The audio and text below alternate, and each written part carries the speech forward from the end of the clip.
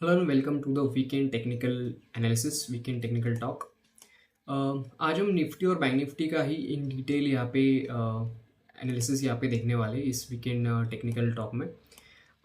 पिछले वीक यहाँ पे बहुत अच्छा गया, एक सॉर्ट ऑफ एक ट्रेंडिंग यहाँ पे वीक था। उसके पहले हफ्ते में आप अगर आपने ऑब्जर्व किया होगा मार्केट को, तो यहाँ पे कहीं पे एक जीएसटी के हमारे रिफॉर्म्स यहाँ पे अनाउंस हुए थे 4 सितंबर को। तो वहाँ से मार्केट सीधे यहाँ पे नीचे आया और यहाँ पे 2 दिन यहाँ पे नीचे रहा, एंड देन उसके बाद मार्केट ने थोड़ी सी यहाँ पे ग्रिप पकड़ी, और बाकी के जो दिन थे पिछले हफ्ते के स्टार्टिंग फ्रॉम 8 सितंबर मार्केट यहाँ पे ऊपर गया, और ये करीब 1.5% के आसपास इसने एक अच्छी खासी यहाँ पे रैली दी। अभी मार्केट में क्या हुआ था, यहाँ पे हमारे जीएसटी के रिफॉर्म्स यहाँ पे अनाउंस हुए थे और मार्केट यहीं से नीचे आया था, राइट। सो टेक्निकली अगर आप देखो तो मार्केट सिर्फ इतने पॉइंट से यहाँ पे मूव हुआ है, and there is no sign of strong bullishness and all. And the reason being, क्योंकि स्ट्रॉन्ग बुलिश जब होता है मार्केट, तब इस तरीके की कैंडल्स मार्केट में यहाँ पे बनती है, इंडिकेटिंग स्ट्रॉन्ग हैंड्स जो बाइंग में यहाँ पे इन्वॉल्व होते हैं। बट अगर आप यहाँ पे देखोगे कि एक स्ट्रॉन्ग सेलिंग के बाद जो बाइंग आई वो थोड़ी सी यहाँ पे रुक रुक के आई। मतलब अगर आप इंट्राडे, अगर आप ट्रेंड्स अगर आप यहाँ पे ऑब्जर्व करोगे, अगर आप 15 मिनट्स के चार्ट में जाके अगर आप यहाँ पे ट्रेंड्स अगर आप ऑब्जर्व करोगे, तो आपको यहाँ पे समझ में आएगा कि मार्केट जो है वो गैप अप होके यहाँ पे उसने अपने आप को संभाल के रखा। मतलब इतनी ज़्यादा यहाँ पे सेलिंग नहीं आई, जितना यहाँ पे गैप अप ओपन हुआ था करीब उसके आसपास ही यहाँ पे बंद हुआ। यहाँ पे अगर आप देखोगे तो मार्केट यहाँ पे बंद हुआ, यहाँ पे गैप अप ओपन हुआ, और करीब यहीं पे आसपास ही कहीं पे यहाँ पे जाके क्लोज हुआ। सो अगर हम लोग डेली चार्ट में अभी हम लोग अगर जाके देखते हैं, सो मैंने पिछले अपने वीकेंड टॉक में मैंने बहुत ही क्लियरली ये बोला था कि जो है मार्केट थोड़ा सा यहाँ पे डिसेसिव यहाँ पे दिख रहा है। तो अभी एक अप ट्रेंड के बाद हो सकता है कि मार्केट यहाँ पे वॉलेटिलिटी थोड़ी सी बहुत यहाँ पे क्रिएट करे। और ये सबसे इम्पोर्टेंट लेवल अभी फ़िलहाल मुझे जो दिखते हैं वो दिखते हैं मुझे ये वाली कैंडल, राइट। ये वाली रेड कैंडल का अगर आप ऑब्जर्व करोगे तो ये लेवल निकल के आती है आपकी 25,230 के आसपास की, राइट। 25,230 के आसपास की आपकी ये लेवल यहाँ पे निकल के आती है। और ये लेवल पे अगर मार्केट मान लो यहाँ पे रुकता है और एक स्ट्रॉन्ग अगर एक ब्रेकआउट कैंडल अगर यहाँ पे बनती है, एंड द रीज़न बिंग क्योंकि ये जो फेयर गैप है मार्केट का, राइट, ये जो फेयर वैल्यू गैप जो आपको ये दिख रहा है, तो प्राइस हो सकता है कि यहाँ तक ट्रैवल करने की यहाँ पे कोशिश करेगा इस गैप को मतलब फर्स्ट टाइम यहाँ पे फिल करने के लिए। मार्केट जो होता है ना, कोई भी गैप यहाँ पे पीछे नहीं छोड़ता, बीट ऑन अपसाइड और बीट ऑन डाउन साइड। तो ये हो सकता है कि निफ्टी जो है वो इस वाले गैप को यहाँ पे फिल करने के लिए कहीं ना कहीं यहाँ पे आ सकता है, जो कि अगेन हमारी लेवल निकल के आती है 25,350-360 के आसपास की। सो पहला जो हमारा जो रेजिस्टेंस होगा वो होगा 22,230 के आसपास का।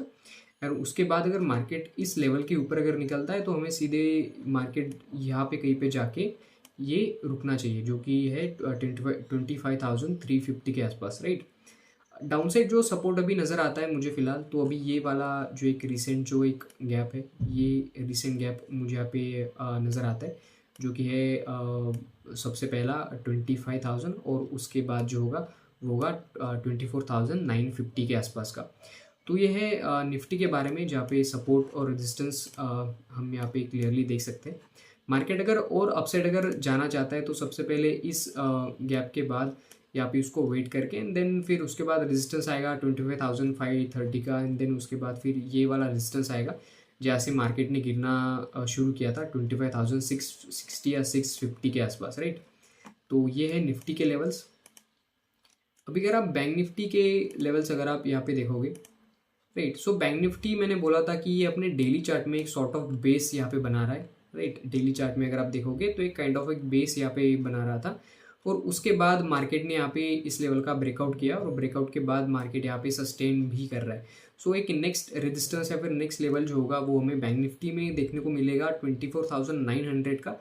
और मार्केट अगर इसके ऊपर अगर ये कहीं पे सस्टेन अगर करने लगता है, इस वाली बड़ी सी रेड कैंडल के ऊपर अगर बैंक निफ्टी मान लो अगर सस्टेन करता है, सो हमें देन अगेन ये वाला जो लेवल है ये हमें देखने को यहाँ पे मिल सकता है, जो कि 25,650 का बैंक निफ्टी में। और डाउनसाइड जो है वो भी रिस्क तो यहाँ पे थोड़ा सा कम दिख रहा है बैंक निफ्टी में।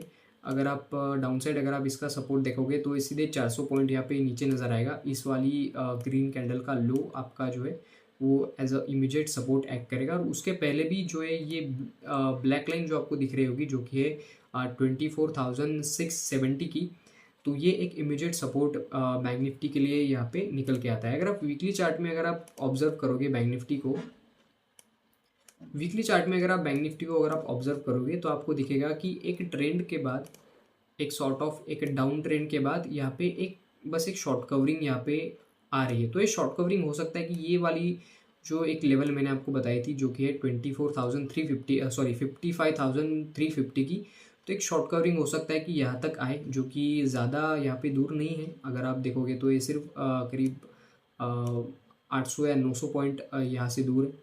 हाँ, 500-600 पॉइंट यहाँ से ये लेवल यहाँ पे दूर है। और इसके बाद हो सकता है कि एक वोलेटिलिटी यहाँ पे हमें मार्केट में दिखे, या फिर मार्केट ये लेवल टेस्ट करके यहाँ पे फिर से अपना जो एक डाउन ट्रेंड था वो यहाँ पे कंटिन्यू करे और फिर से अपनी इस वाली ट्रेंड लाइन के आसपास यहाँ पे आने की बैंक निफ्टी यहाँ पे कोशिश करेगा।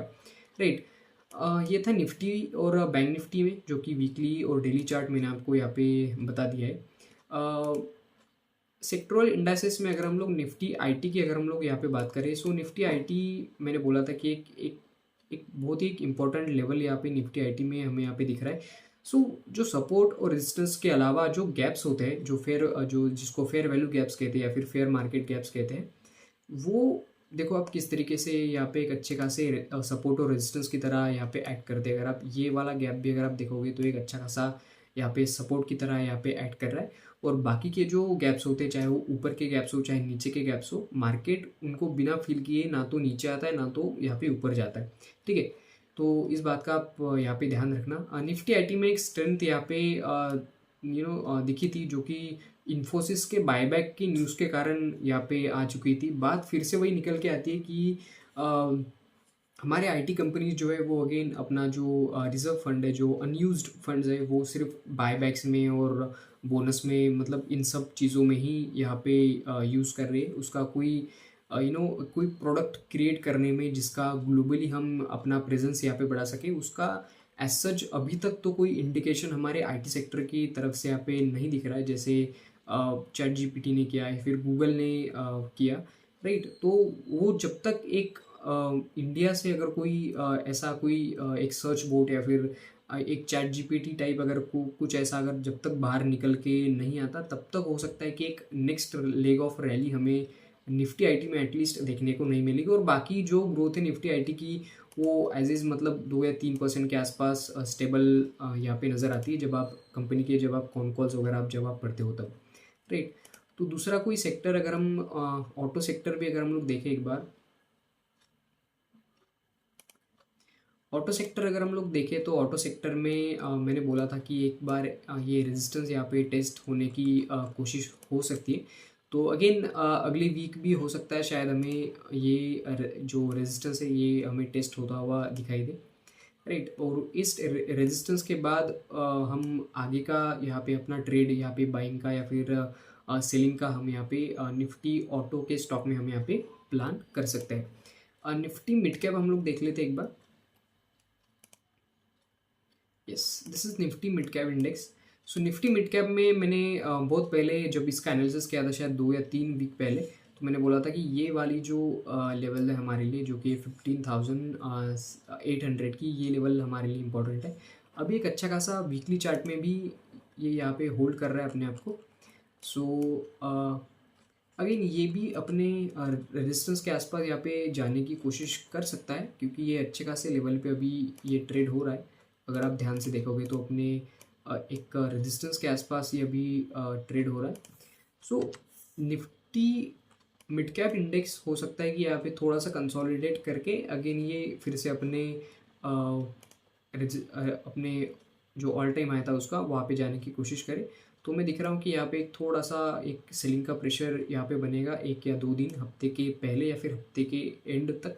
और फिर उसके बाद ये अपने रेजिस्टेंस के आसपास यहाँ पे जाने की कोशिश करेगा, या फिर ये भी हो सकता है कि ये एक सॉर्ट ऑफ एक ब्रेकआउट यहाँ पे दे दे मंडे या ट्यूसडे को, एंड देन उसके बाद वो ब्रेकआउट एक सॉर्ट ऑफ एक ब्रेकआउट होके प्राइस यहाँ पे सीधे नीचे आ जाए, एंड देन यहाँ पे कंसोलिडेट करके फिर से ये ब्रेकआउट दे के यहाँ पे ऐसे कुछ ऊपर जाने की यहाँ पे कोशिश करेगा।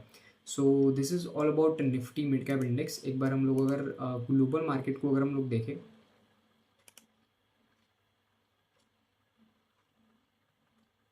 ओके, सो ग्लोबल मार्केट में अगेन यूएसडी आईएनआर जो है हमारा वो ऑल टाइम लो पे यहाँ पे ट्रेड कर रहा है। बिटकॉइन इथेरियम इसमें सेलिंग थी। अगर आप डाउ जोन्स को देखोगे तो ये अपने ऑल टाइम हाई पे ही यहाँ पे ट्रेड कर रहा है। सो डाउ जोन्स में एक थोड़ी सी सेलिंग यहाँ पे आई थी पिछले जो फ्राइडे का सेशन था, उस फ्राइडे के सेशन में एक सेलिंग तो आई थी डाउ जोन्स में, बट वो इतनी ज़्यादा कोई यहाँ पे बड़ी सेलिंग यहाँ पे नहीं थी। और अगर आप नास्डेक को अगर आप देखोगे तो ये टेक्नोलॉजी के स्टॉक को यहाँ पे रिप्रेजेंट करता है, तो ये अपने ऑल टाइम हाई पे चल रहा है, क्योंकि जो अमेरिका की जो आईटी कंपनीज है वो मतलब धूम मचा रही है वहाँ पे अलग अलग प्रोडक्ट्स और ये सब यहाँ पे लॉन्च करके।